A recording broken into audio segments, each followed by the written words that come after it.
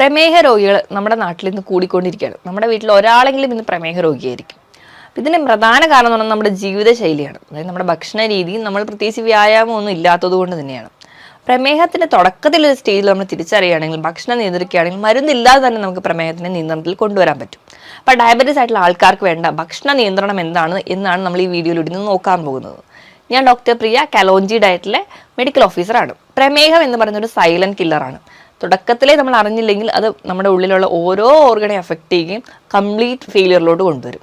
അപ്പോൾ ഡയബറ്റിസ് എന്ന് പറയുന്ന ഒരു കണ്ടീഷൻ ഒരുപാട് ലക്ഷണങ്ങളായിട്ട് നമ്മുടെ മുമ്പിൽ വരാറുണ്ട്. നമ്മൾ ചിലപ്പോൾ അത് തിരിച്ചറിയുന്നത് ഒരുപാട് ലേറ്റ് ആയിട്ടായിരിക്കും. ചിലപ്പോൾ ഒരു മുറിവ് ഉണങ്ങാതെ വരുമ്പോഴായിരിക്കും അവർക്ക് പ്രമേഹം ഉണ്ടോ എന്ന് നമ്മൾ നോക്കാറ്.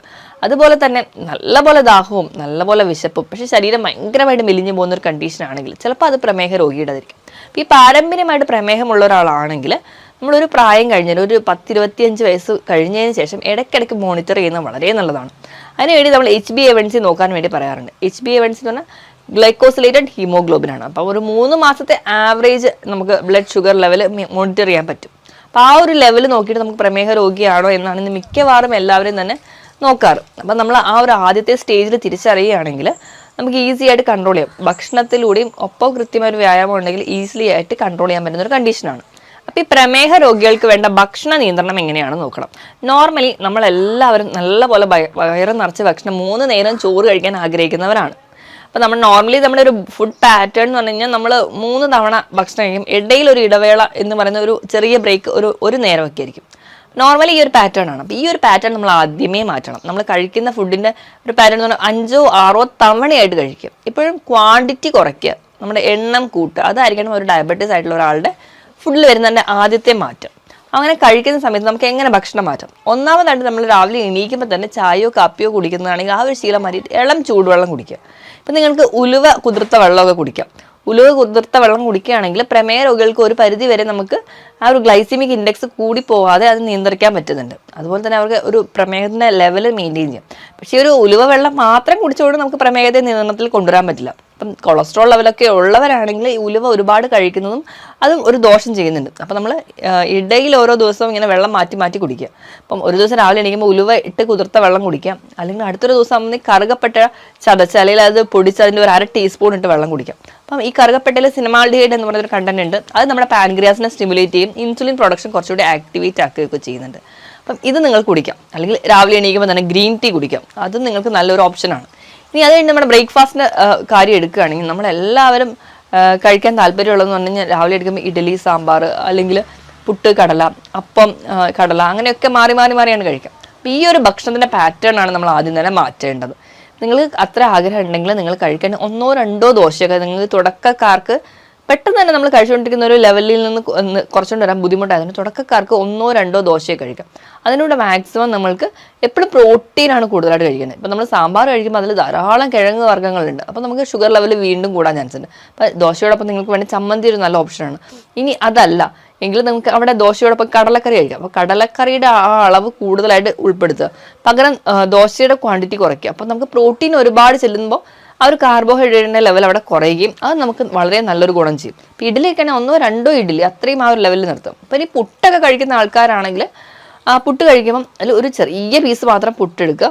കൂടുതലും അവിടെ കഴിക്കേണ്ടതെന്ന് വെച്ച് കഴിഞ്ഞാൽ കടല, മുട്ട, അങ്ങനെ എന്തെങ്കിലും പ്രോട്ടീൻ, നോൺ വെജിറ്റേറിയൻ ആയിക്കോട്ടെ, മീൻ കറി ആയിക്കോട്ടെ, അല്ലെങ്കിൽ മറ്റ് ചിക്കനോ ബീഫ് എന്ത് നോൺ വെജ് ആയിക്കോട്ടെ, അവിടെയൊക്കെ നമ്മൾ പ്രോട്ടീനാണ് കഴിക്കുന്നത്. അപ്പം പുട്ടിൻ്റെ അളവ് വളരെ കുറയ്ക്കുക. വെജിറ്റേറിയൻ അല്ലെങ്കിൽ നോൺ വെജിറ്റേറിയൻ പ്രോട്ടീൻ്റെ അളവ് നല്ലപോലെ കൂട്ടുക. അതുപോലെ തന്നെ ചപ്പാത്തിയുടെ കേസിലൊക്കെ. ഇനി നിങ്ങൾക്ക് നല്ലൊരു ഓപ്ഷനാണ് ഉപ്പുമാവ്. ഉപ്പുമാവ് ഉണ്ടാക്കുമ്പോൾ നിങ്ങൾക്ക് ധാരാളം പച്ചക്കറികൾ അതിനകത്ത് ആഡ് ചെയ്യാം. ബീൻസ്, ക്യാരറ്റ്, ഉള്ളി, തക്കാളി എല്ലാം നമുക്ക് അതിനകത്ത് ആഡ് ചെയ്യുന്ന സമയത്ത് നമ്മൾ എടുക്കുന്ന ആ ഒരു കാർബിൻ്റെ അളവ് വളരെ കുറവായിരിക്കും. അപ്പോൾ നിങ്ങൾക്ക് ഉപ്പുമാവിൽ തന്നെ നല്ലൊരു ഓപ്ഷൻ എന്ന് പറയുന്നതാണ് ഓട്സിൻ്റെ ഉപ്പുമാവ്. ഓട്സ് തിരഞ്ഞെടുക്കുമ്പോൾ ഒരുപാട് പ്രമേഹ രോഗികളും പറയുന്നതാണ് ഞാൻ ഓട്സ് ഒരുപാട് കഴിക്കുന്നുണ്ട്, പക്ഷെ എന്നിട്ടും എനിക്ക് പ്രമേഹത്തിൽ മാറ്റമൊന്നും വരുന്നില്ല. ഈ ഓട്സ് തിരഞ്ഞെടുക്കുമ്പോൾ നമ്മൾ സ്റ്റീൽ കട്ട് ഓട്സ് വേണം തിരഞ്ഞെടുക്കാൻ. സ്റ്റീൽ കട്ട് ഓട്സ് എന്ന് പറഞ്ഞെങ്കിൽ ധാന്യം തവിടോട് കൂടിയ ഓട്സ് ആണ്, ഫുൾ കവറിങ് ആയിട്ടുള്ള ഓട്സ് ആണ്. ഈ ഓട്സ് എന്ന് പറഞ്ഞാൽ നമുക്ക് ആ ഒരു ഫൈബർ റിച്ച് ആയതുകൊണ്ട് തന്നെ ഒരു പരിധി വരെ ഈ ഷുഗർ പേഷ്യൻസിന് കഴിക്കാവുന്നതാണ്. ഇങ്ങനെ നമ്മൾ ഓട്സ് കഴിക്കുന്നതിലാണെങ്കിൽ കൂടി നമ്മൾ ഗ്ലൈസീമിക് ഇൻഡെക്സ് നോക്കണം. നമ്മൾ കൂടുതലായിട്ട് പ്രിഫർ ചെയ്യുന്നത് ഇൻസ്റ്റൻറ്റ് ഓട്സ് ആണ്. ഇൻസ്റ്റൻറ്റ് ഓട്സ് എന്ന് പറയുമ്പോൾ നമ്മളിപ്പോൾ ഒരു കഞ്ഞി ഉണ്ടാക്കി കുടിക്കുകയാണെങ്കിൽ അവിടെ ഒരു ഗ്ലൈസീമിക് ഇൻഡെക്സ് എന്ന് പറഞ്ഞാൽ ഒരു 80-83 ആയിരിക്കും. നമ്മൾ ഓട്സ് വെച്ചിട്ട് പാലിലോ അല്ലെങ്കിൽ വെള്ളത്തിലോ കുറുക്കി കുടിക്കുന്ന സമയത്ത് അവിടെ ഗ്ലൈസീമിക് ഇൻഡെക്സ് ഒരു 90ന് മുകളിലോട്ട് പോകും. അപ്പം പ്രമേഹം നിയന്ത്രിക്കാൻ വേണ്ടി കഞ്ഞി മാറ്റിയിട്ട് ഓട്സ് കഴിക്കുമ്പോൾ അവിടെ ഗ്ലൈസീമിക് ഇൻഡെക്സ് കൂടുതലാണ്. ഗ്ലൈസീമിക് ഇൻഡെക്സ് എന്ന് പറഞ്ഞാൽ ഒരു ഭക്ഷണം നമ്മൾ കഴിച്ചു കഴിഞ്ഞാൽ എത്ര പെട്ടതാണോ അത് പഞ്ചസാര അല്ലെങ്കിൽ ഗ്ലൂക്കോസിനെ പ്രൊഡ്യൂസ് ചെയ്യിക്കുന്നതിൻ്റെ ഒരു ലെവലാണ്. അപ്പോൾ അത് കുറഞ്ഞ ഭക്ഷണമാണ് എപ്പോഴും നമ്മൾ പ്രമേഹ രോഗികൾ കഴിക്കേണ്ടത്. നമ്മൾ എപ്പോഴും ഓട്സ് തിരഞ്ഞെടുക്കുമ്പോൾ സ്റ്റീൽ കട്ട് ഓട്സ് തിരഞ്ഞെടുക്കാൻ വേണ്ടി നോക്കുക. അതുപോലെ തന്നെ ഇൻസ്റ്റന്റ് ഓട്സ് ഒരു കാരണവശാലും വാങ്ങിച്ച് കഴിക്കാതിരിക്കുക. അതുപോലെ തന്നെ പാലിൽ അല്ലെങ്കിൽ വെള്ളത്തിലൊക്കെ കാച്ചി കുടിക്കാതിരിക്കുക. എപ്പോഴും ഉപ്പുമാവ് അല്ലെങ്കിൽ പുട്ടായിട്ട് കഴിക്കുകയാണെങ്കിൽ നമുക്ക് ഗ്ലൈസീമിക് ഇൻഡെക്സ് കമ്പിയറബിളി കുറവായിരിക്കും. ഇനി പ്രമേഹ രോഗികൾ ചെയ്യുന്ന ഏറ്റവും വലിയൊരു തെറ്റെന്ന് പറയുകയാണെങ്കിൽ നമ്മൾ ചോറ് മാറ്റും, അതിന് പകരം ചപ്പാത്തി കഴിക്കാമെന്ന് പറയും. ചപ്പാത്തി കഴിക്കുമ്പോൾ അവർ 3-4 ചപ്പാത്തി വരെ കഴിക്കുന്നവരായിരിക്കും. അപ്പോൾ രാവിലത്തെ ബ്രേക്ക്ഫാസ്റ്റിൽ ചപ്പാത്തി കഴിക്കുന്നവരായിരിക്കാം, ഉച്ചയ്ക്ക് ചപ്പാത്തി കഴിക്കുന്നവരായിരിക്കും. അങ്ങനെ ഒരു ചപ്പാത്തിയാണ് ഈ ചോറിന് അല്ലെങ്കിൽ കാർബോഹൈഡ്രേറ്റിന് പകരം വെക്കുന്നത്. ഏകദേശം ഗോതമ്പിലും അരിയിലും ഉള്ള ഗ്ലൈസീമിക് ഇൻഡെക്സ് ഏകദേശം സെയിം ആണ്. ഇപ്പം നമ്മൾ ചപ്പാത്തി ആട്ട കൊണ്ടാണ് ഉണ്ടാക്കുന്നതെങ്കിൽ അത് പോളിഷ്ഡ് ആണ്, അപ്പം അതിൽ തീരെ ഫൈബർ ഇല്ല. അപ്പം നമുക്ക് വീണ്ടും അവിടെ ഒരു ഷുഗർ ലെവൽ കൂടുകയാണ് ചെയ്യുക. ഇപ്പം കമ്പാരബിളി നമ്മൾ വീട്ടിൽ ഗോതമ്പ് വാങ്ങി ഉണക്കി പൊടിച്ചാണെങ്കിൽ കുറച്ചെങ്കിലും ഫൈബർ അതിൽ കിട്ടുമ്പോൾ നമുക്ക് കമ്പാരബിളി നമുക്ക് കുറച്ചുകൂടി കുറയ്ക്കാൻ പറ്റും. ഇനി നമ്മൾ ഏത് ധാന്യം എടുക്കുകയാണെങ്കിലും അതിൽ ഒരു എന്താ പറയുക, ധാന്യത്തിലൊക്കെ തവിടടങ്ങിയ ധാന്യങ്ങൾ എടുക്കാൻ വേണ്ടി ശ്രദ്ധിക്കുക. അപ്പോൾ നമ്മൾ ഡയറക്റ്റ് ആയിട്ട് കാർബോഹൈഡ്രേറ്റ് ഇല്ലാത്ത രീതിയിൽ മില്ലറ്റ്സ് ഒക്കെ ഉൾപ്പെടുത്താൻ വേണ്ടി ശ്രദ്ധിക്കുക. തവിടോട് കൂടിയ ധാന്യങ്ങളൊക്കെ ആകുമ്പോൾ ധാരാളം ഫൈബേഴ്സ് ഇറങ്ങിയിട്ടുണ്ട്. ഇപ്പോൾ നമ്മൾ റാഗിയൊക്കെ ഒരു പരിധി വരെ നമുക്ക് ഉൾപ്പെടുത്താം. ഇപ്പോൾ റാഗിയൊക്കെ ആണെങ്കിൽ നിങ്ങൾ കുറുക്കി കുടിക്കാതെ, ഇപ്പം ഞാൻ രാവിലത്തെ ഭക്ഷണത്തിൽ പുട്ട് പറഞ്ഞ സ്ഥിതിക്ക് നിങ്ങൾക്ക് ആ അരിപ്പൊടിയോട് കൂടി തന്നെ ഒരു 1/4 ഭാഗം റാഗി ആഡ് ചെയ്യാവുന്നതാണ്. അപ്പോൾ നിങ്ങൾ കുറച്ചും കൂടി ഡയബറ്റീസിൻ്റെ ആ ഒരു ടെൻഡൻസി കുറയ്ക്കാൻ സഹായിക്കും. അപ്പോൾ റാഗിയുടെ പൊടിയും അതുപോലെ തന്നെ അരിപ്പൊടിയും കൂടെ മിക്സ് ചെയ്ത് നിങ്ങൾക്ക് അവിടെ പുട്ടുണ്ടാക്കാവുന്നതാണ്. അല്ലെങ്കിൽ റാഗിയുടെ മാത്രം പൗഡർ കൊണ്ട് തന്നെ നിങ്ങൾക്ക് പുട്ടുണ്ടാക്കാം. അതിനോടൊപ്പം തന്നെ ഒരു പ്രോട്ടീൻ്റെ കറി കൂടി ആകുമ്പോൾ ഒരു പരിധി വരെ നമുക്ക് പ്രമേഹത്തിനെ നിയന്ത്രിക്കാൻ പറ്റും. ഇനിയിപ്പം ഇഡ്ഡലി, ദോശ എന്തും ആയിക്കോട്ടെ, അപ്പം എന്തും ആയിക്കോട്ടെ, അതിനോടൊപ്പം നിങ്ങൾക്ക് റാഗി പൗഡർ ആഡ് ചെയ്യുകയാണെങ്കിൽ നിങ്ങൾക്ക് അയണും കാൽസ്യം അതിനോടൊപ്പം തന്നെ പ്രമേഹം കൂടി നിയന്ത്രിക്കാൻ പറ്റും. അപ്പോൾ ഈ ഒരു രീതിയിലായിരിക്കണം നിങ്ങളുടെ ബ്രേക്ക്ഫാസ്റ്റ് എപ്പോഴും പോകേണ്ടത്. എപ്പോഴും ഒരു കാർബോഹൈഡ്രേറ്റും അതിനേക്കാളും ഇരട്ടി അളവിൽ പ്രോട്ടീനും കൂടെ ഉൾപ്പെടുത്തുക. അതിപ്പോൾ ഏത് തരത്തിലുള്ള പ്രോട്ടീനും നിങ്ങൾക്ക് ഉൾപ്പെടുത്താവുന്നതാണ്. ഇനി ഒരു 11 മണിക്കാവുമ്പം നമുക്ക് വീണ്ടും ഒരു ചായ അല്ലെങ്കിൽ എന്തെങ്കിലും ഒരു പ്രോബയോട്ടിക് ആയിട്ട് തൈരോ മോരും വെള്ളം അങ്ങനെ എന്തെങ്കിലും നിങ്ങൾക്ക് ഉൾപ്പെടുത്താം. നാരങ്ങ വെള്ളമൊക്കെ വളരെ നല്ലതാണ്. അപ്പം ആ ഒരു ടൈമിൽ നിങ്ങൾക്ക് ഒരു പിടി നട്ട്സ് കഴിക്കാം. ആ ഒരു നട്ട്സ് എന്ന് പറഞ്ഞാൽ കൂടുതലും ബദാം ഒക്കെ നിങ്ങൾക്ക് ഉൾപ്പെടുത്താവുന്നതാണ്. ഒരു പിടി മാത്രം കഴിക്കുക. ആ ഒരു നട്ട്സ് മാത്രം ആ ഒരു ടൈമിൽ കഴിക്കുക. ഇനി നമ്മൾ ഉച്ചത്തെ ഒരു ഫുഡ് എടുക്കുകയാണെങ്കിൽ അതിന് മുൻപായിട്ട് നിങ്ങൾക്ക് ഒരു ബൗൾ സാലഡ് കഴിക്കാം. സാലഡ് എന്ന് പറയുമ്പോൾ നിങ്ങൾക്ക് ക്യുക്കമ്പറും അല്ലെങ്കിൽ മറ്റ് ക്യാരറ്റൊക്കെ ഫ്രഷ് ആയിട്ട് കട്ട് ചെയ്തിടാം. ഇപ്പം ഡയബറ്റീസ് ഉള്ള ഒരാൾക്ക് കൂടുതലും ഈ ക്യാരറ്റൊന്നും അത്ര പ്രിഫറബിൾ അല്ല. കാരണം മണ്ണിനടിയിലുള്ള എല്ലാ വസ്തുക്കളും പ്രമേഹത്തിൻ്റെ ലെവൽ കൂട്ടാൻ വേണ്ടി കാരണമാകുന്നുണ്ട്. അപ്പോൾ അവർക്ക് ക്യുക്കമ്പർ തന്നെ നല്ലപോലെ കട്ട് ചെയ്ത് അതില്ലാതെ വേണമെങ്കിൽ തക്കാളി ആഡ് ചെയ്യാം. ക്യുക്കമ്പറും തക്കാളി ഇട്ടിട്ട് ഒരു ഇച്ചിരി ഒലിവ് ഓയിലും കൂടി ഒരു ഡ്രസ്സിങ് ആയിട്ട് ആഡ് ചെയ്യുകയാണെങ്കിൽ ഒലിവ് ഓയിലുള്ള ഒമേഗ 3 ഫാറ്റി ആസിഡ്സ് ഈ കോശങ്ങളിലൊക്കെ ഉണ്ടാകുന്ന നീർക്കെട്ടുകൾ കുറയ്ക്കുന്നുണ്ട്. ഇനിയിപ്പോൾ ഈ കുക്കുംബറിലാണെങ്കിൽ ധാരാളം വാട്ടർ കണ്ടന്റ് ഉണ്ട്. അതുപോലെ തന്നെ ഇതിൽ vitamins K, A, C, K ഒക്കെ ഉണ്ട്. അപ്പോൾ ഈ ഒരു വൈറ്റമിൻസ് നമുക്ക് സപ്പോർട്ട് ചെയ്യുന്നുണ്ട്. അതുപോലെ തന്നെ കാർട്ടിലേജിൻ്റെ ഗ്രോത്തിനും സ്കിന്നിനൊക്കെ ക്യുക്കുംബർ ഭയങ്കര നല്ലതാണ്. അപ്പോൾ ഈ വെള്ളരിക്കയും ഒക്കെ കട്ട് ചെയ്ത് കഴിക്കുകയാണെങ്കിൽ നമുക്കൊരു വയറിൻ്റെ ഫില്ലിങ്ങും ആവും. അപ്പം നമ്മുടെ ചോറിന് കുറച്ച് മുൻപായിട്ട് ഇത് ഒരു അരമണിക്കൂർ 1 മണിക്കൂർ മുൻപ് നമ്മൾ ഇത് കഴിക്കുകയാണെങ്കിൽ ഒരു പരിധി വരെ നമുക്ക് വിശപ്പ് കുറച്ചുകൂടെ കുറയും. ഇനി ഒരു 2 ഗ്ലാസ് വെള്ളമെങ്കിലും കുടിക്കുക. അത് കഴിഞ്ഞിട്ട് നമ്മൾ ഫുഡ് കഴിക്കാൻ വേണ്ടി നോക്കുക. ഫുഡ് കഴിക്കുന്ന സമയത്തും മാക്സിമം കാർബോഹൈഡ്രേറ്റ് കുറയ്ക്കാം. ഇനിയിപ്പോൾ നിങ്ങൾ കഴിക്കാൻ ആ ഒരു തുടക്കം ഡയറ്റിലോട്ട് വരുന്ന ഒരാൾക്കാരാണെങ്കിൽ തുടക്കത്തിൻ്റെ സമയത്ത് ഒരു പിടി ചോറ് അല്ലെങ്കിൽ 1-2 ചപ്പാത്തി മാത്രം നിങ്ങൾക്ക് കഴിക്കാവുന്നതാണ്. ധാരാളം പ്രോട്ടീൻസ് കഴിക്കാം. അപ്പോൾ പയറ്, കടല, പരിപ്പ് ഇത് നിങ്ങൾക്ക് കറി വെച്ചിട്ടോ തോരനായിട്ടോ കഴിക്കാവുന്നതാണ്. ഇതിനോടൊപ്പം തന്നെ നോൺ വെജിറ്റേറിയൻ ആയിട്ട് നിങ്ങൾക്ക് മുട്ട കഴിക്കാം, ഇറച്ചി, മീൻ ഇതെല്ലാം നിങ്ങൾ കറി വെച്ച് കഴിക്കാൻ കുറച്ചും കൂടി ശ്രദ്ധിക്കുക. ഇനി ഇതിനോടൊപ്പം തന്നെ ഫ്രൂട്ട്സ്, വെജിറ്റബിൾസ് ഒക്കെ കഴിക്കാം. ഇപ്പോൾ പ്രമേഹ രോഗികൾക്ക് ഫ്രൂട്ട്സ് കഴിക്കാവോ എന്ന് നിങ്ങൾക്ക് ഒരുപാട് പേർക്ക് സംശയം ഉണ്ടാവും. അപ്പോൾ എപ്പോഴും പ്രമേഹ രോഗികൾക്ക് ഏതെങ്കിലും ഒരു ഫ്രൂട്ട് ഒരു ദിവസം കഴിക്കാം, 1-2 ഫ്രൂട്ട്. എപ്പോഴും ഗ്ലൈസീമിക് ഇൻഡെക്സ് കുറഞ്ഞ ഫ്രൂട്ടുകൾ തിരഞ്ഞെടുക്കാൻ വേണ്ടി നോക്കുക. ഇനി ഫ്രൂട്ട്സിൻ്റെ കേസ് എടുക്കുമ്പോൾ എപ്പോഴും ഗ്ലൈസീമിക് ഇൻഡെക്സ് കുറഞ്ഞ ഫ്രൂട്ട്സ് എന്ന് പറഞ്ഞല്ലോ. അപ്പോൾ എപ്പോഴും ഫ്രൂട്ട്സിൻ്റെ ഒരു കേസിൽ എടുക്കുകയാണെങ്കിൽ 50-നും 55-നും ഇടയിലാണ് ഗ്ലൈസീമിക് ഇൻഡെക്സ് ആണെങ്കിൽ അത് ലോ ആയിട്ട് ഗ്ലൈസീമിക് ഇൻഡെക്സ് ഉള്ള ഫ്രൂട്ട്സ് ആണ്. 56-നും 69-നും ഇടയിലാണെങ്കിൽ മോഡറേറ്റ് ലെവലെന്നും 70-ന് മുകളിലാണെങ്കിൽ ഹൈ ഗ്ലൈസീമിക് ഇൻഡെക്സും ആണ്.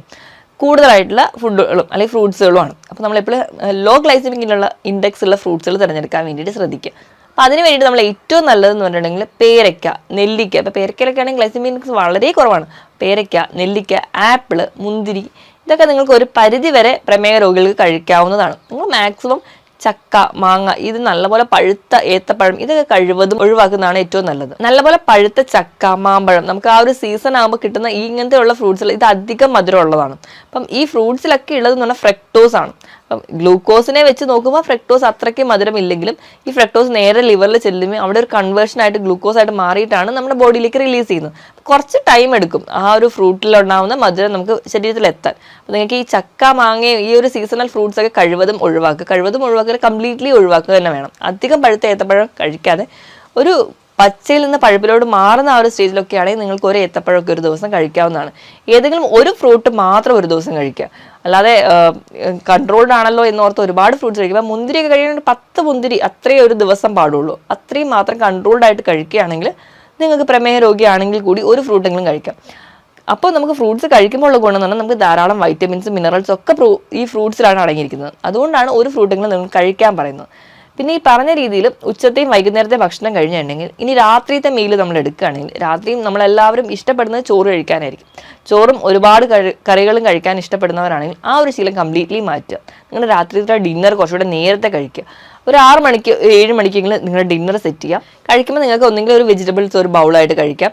അല്ലെങ്കിൽ ഏതെങ്കിലും ഒരു ഫ്രൂട്ട് നമ്മൾ അന്നത്തെ ദിവസം കഴിച്ചിട്ടില്ലെങ്കിൽ അന്ന് ആ രാത്രി ആ ഒരു ഫ്രൂട്ട് മാത്രമായിട്ട് കഴിക്കാം. ഇനി ഇതോ അല്ലെങ്കിൽ നിങ്ങൾക്ക് ഓട്സോ അല്ലെങ്കിൽ ഏതെങ്കിലും ഒരു മില്ലറ്റോ നിങ്ങൾക്ക് എന്താണെന്ന് വെച്ചാൽ അതുപോലെ കഴിക്കാം.